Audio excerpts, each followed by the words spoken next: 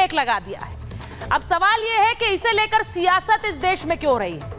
अगर हिमंत बिस्व शर्मा एक समानता चाह रहे हैं विधानसभा में सबके लिए, तो क्या उस पर सवाल उठाना सही है?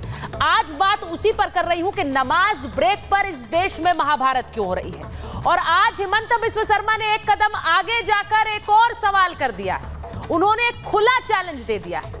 हिमंत बिस्व शर्मा अब विपक्ष को चैलेंज दे रहे हैं अपने नमाज ब्रेक पर ब्रेक लगाने की खबर को लेकर। वो सीधे सीधे इंडी गठबंधन से पूछ रहे हैं कि अगर आप 4 घंटे का ब्रेक अपनी अपनी विधानसभाओं में दे देंगे तो मैं 2 घंटे का ब्रेक असम की विधानसभा में दे दूंगा। यानी सीधे सीधे अब गेंद हिमंत बिस्व शर्मा ने विपक्ष के पाले में डाल दी है। इंडी गठबंधन को खुला चैलेंज दे दिया है कि अगर नमाज ब्रेक पर राजनीति कर रहे हैं तो चैलेंज भी एक्सेप्ट कीजिए और अपनी अपनी विधानसभाओं में जाकर 4 घंटे का ब्रेक दीजिए। आज इस पर महाभारत कर रही थी। क्या विपक्ष इस चैलेंज को एक्सेप्ट करेगा?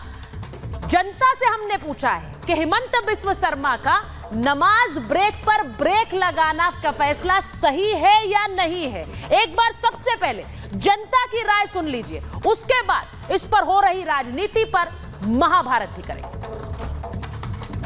बिल्कुल सही है सर। आजकल देख रहे हो आप, मुसलमानों ट्रेन में नमाज पढ़ रहे हैं, कहीं भी नमाज पढ़ रहे हैं। मैं तो बिल्कुल ही सही किया उन्होंने ये काम करके। तो आज से पहले हो रहा था तो उसमें प्रॉब्लम तो कुछ नहीं थी, अब करने में अननेसेसरी ये प्रॉब्लम क्रिएट करने वाली बात है। अगर किसी को नई प्रॉब्लम थी पहले भी तो अब क्या प्रॉब्लम थी? उनका ये फैसला बिल्कुल सही है, क्योंकि किसी भी धर्म का उन्होंने पक्ष नहीं लिया। जब हम संविधान के अनुकूल चलते हैं तो सब कुछ संविधान के अनुकूल चले, धर्म बीच में क्यों लाया जाए? बिल्कुल सही है, क्योंकि संसद क्यों रोकी जाए? बीच में बहुत टाइम खराब होता है और बहुत सारे उस टाइम में फैसले लिए जा सकते हैं, निर्णय किए जा सकते हैं।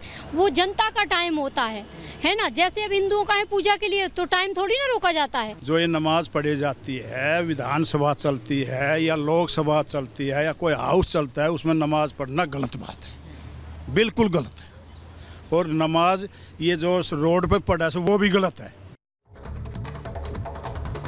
तो समानता की बात है, क्या किसी भी धर्म को इस तरह का अधिकार या छूट दी गई है जो मुसलमानों को विधानसभा में नमाज पढ़ने के लिए दी जा रही थी? यही तर्क हिमंत बिस्व शर्मा दे रहे हैं। आज इस पर महाभारत करूंगी, लेकिन जनता की राय के बीच, क्योंकि जनता जो कह रही है, जनता जनार्दन है, इसीलिए महाभारत करूं। उससे पहले जो राजनीति हो रही है, अब असम विधानसभा में नमाज के लिए 2 घंटे की छूट नहीं दी जाएगी।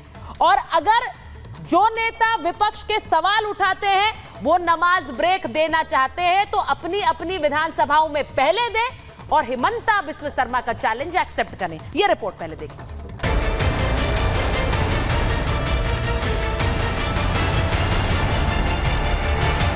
असम के सीएम हिमंत बिस्व शर्मा ने 2 दिनों में 2 ऐतिहासिक फैसले कर साफ कर दिया कि उनके प्रदेश में हिंदुओं और मुसलमानों के लिए अलग अलग विधान नहीं चलेंगे। हिमंता का पहला फैसला मुस्लिम शादी और तलाक से जुड़ा है, जिसका सरकारी रजिस्ट्रेशन कराना अनिवार्य कर दिया गया है। वहीं दूसरा फैसला विधानसभा में जुम्मे की नमाज के लिए मिलने वाले ब्रेक से जुड़ा है, जिस पर हिमंता ने फुल स्टॉप लगा दिया। हिमंता सरकार के इस फैसले पर विपक्ष ने सवाल उठाए तो हिमंता ने विपक्ष को ही खुला चैलेंज दे दिया। 4 घंटा का ब्रेक दे दीजिए तो अब असम विधानसभा भी 2 घंटा का ब्रेक दे देगा, लेकिन आप ब्रेक नहीं देगा और असम से अपेक्षा रखेगा कि हम एक कॉलोनियल लीगेसी को कंटिन्यू करेगा, ऐसा अपेक्षा हमसे रखना नहीं चाहिए। हिमंता के इस चैलेंज से विपक्ष पूरी तरह से बौखला गया। कोई हिमंता को मुस्लिम विरोधी बता रहा है तो कोई उन पर समुदाय को टारगेट करने का आरोप लगा रहा है। यही नहीं, बिहार के सीएम तेजस्वी यादव ने उन पर नस्लीय टिप्पणी कर दी। जो असम की जो मुख्यमंत्री है वो सस्ती लोकप्रियता के लिए इस तरह से करते हैं। ये है कौन? ये केवल सस्ती लोकप्रियता चाहते हैं। के जो बीजेपी सरकार है और हिमंत बिस्व शर्मा जैसे जो मुख्यमंत्री है, ये खुली तौर से मुसलमानों के दुश्मन है। ये एंटी मुस्लिम सरकार है। इनको हमारे खाने पीने से नफरत, हमारे कपड़े पहनने से नफरत, हमारे मदरसों से नफरत, अब नमाज से नफरत। हिमंत बिस्व साहब जब भी बोलते हैं तो विष उगलते हैं, कुछ काम करते हैं तो जहर फैलाते हैं, समाज में जहर फैलाते हैं। उनकी सारी सियासत अगेंस्ट मुस्लिम्स है। हर वो काम करते हैं जिससे मुसलमानों की दिल आज़ारी हो। विपक्षी दल हिमंता के इस फैसले पर भले ही विरोध जता रहे हो, लेकिन हिंदू संगठन इस फैसले के साथ खड़े हैं। हिंदू संगठनों ने इस फैसले का स्वागत करते हुए हिमंता को बधाई दे दी है। जिस प्रकार से वहां विधानसभा में जो जुम्मा ब्रेक 2 घंटे का होता था वो खत्म हो गया, निश्चित रूप से पूरे असम की विधानसभा बधाई के पात्र है। जो जुम्मे का ब्रेक दिया जाता था वो विधानसभा ने बंद क्या किया कि लोग बुलबुला उठे। अगर आपको नमाज ही पढ़नी है तो घर जाओ ना, विधानसभा में आके करोगे क्या? जब संविधान सेकुलर है, न्याय व्यवस्था सेकुलर है और विधानसभा में आप सेकुलरिज्म का राग हराते हो, तो आखिरकार ये कम्युनल काम क्यों? हिमंत बिस्व शर्मा असम में हिंदुत्व के एजेंडे पर चल रहे हैं या फिर वो समान नागरिक संहिता की बात कर रहे हैं? क्या हिमंता असम में यूसीसी की राह तैयार कर रहे हैं? आज महाभारत इसी पर। और मेरे साथ महाभारत में जो मेहमान जुड़ रहे हैं परिचय करा देती हूँ। सिद्धार्थ यादव जी हमारे साथ जुड़ रहे हैं, बीजेपी के प्रवक्ता हैं। दानिश कुरैशी साहब AIMIM के प्रवक्ता हैं। हमारे साथ स्टूडियो में VHP के राष्ट्रीय प्रवक्ता विनोद बंसल जी जुड़ रहे हैं। हमारे साथ जुड़ रहे हैं आचार्य विक्रमादित्य, हिंदू धर्मगुरु हैं। वरिष्ठ पत्रकार प्रेम कुमार जी हमारे साथ स्टूडियो में हैं। मैं आपको बताऊं कि मुमताज आलम साहब भी हमारे साथ जुड़ेंगे, मुस्लिम स्कॉलर हैं, पत्रकार हैं।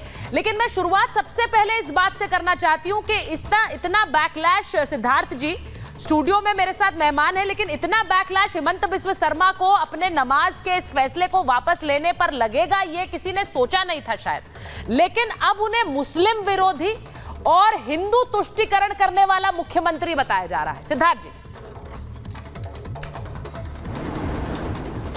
देखिए सुचारिता जी, आप इस बात को ऐसे समझिए कि किसी भी सेक्युलर देश में, किसी भी सेक्युलर प्रांत में ऐसी व्यवस्था कैसे हो सकती है कि जिस विधानसभा में बैठ करके प्रदेश की उन्नति के लिए कानून बनाने हो, जहां पर बैठ करके चुने हुए प्रतिनिधियों को प्रदेश की भलाई के लिए चर्चा करनी हो, नए नए प्रावधान लाने हो, वहां पर 2 घंटे आपको उस प्रोसीडिंग्स को स्थगित करना पड़ेगा क्योंकि धर्म विशेष के कुछ लोग, कुछ चुने हुए प्रतिनिधि कहें कि हमको जाकर के अपनी नमाज को अदा करना है। ये अंग्रेजों ने तुष्टीकरण के लिए किया था, 1937 में किया था।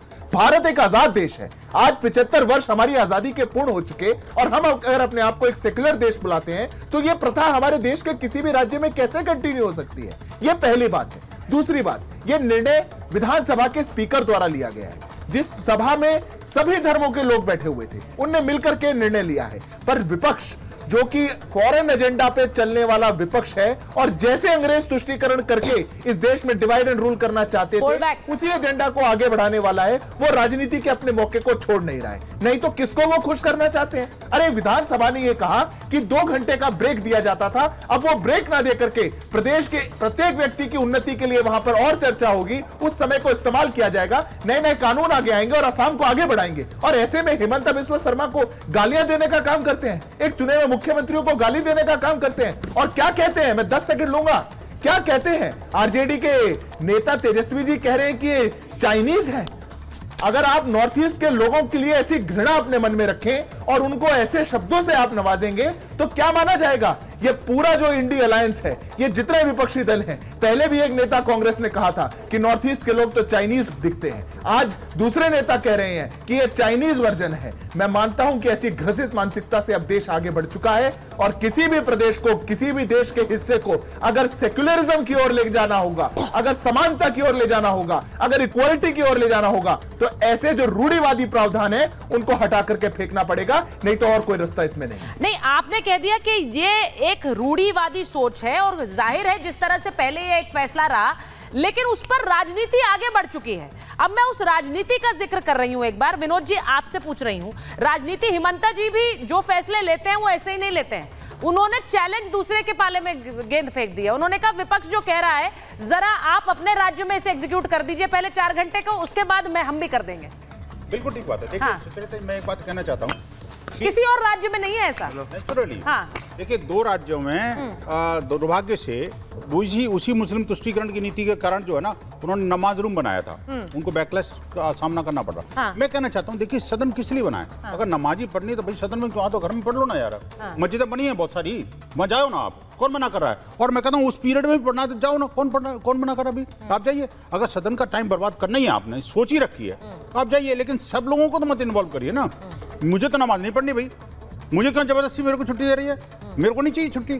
तो सदन ने अगर निर्णय लिया है और सदन के सहमति से निर्णय लिया है, सदन के चीफ ने उसको एक्सेप्ट किया है,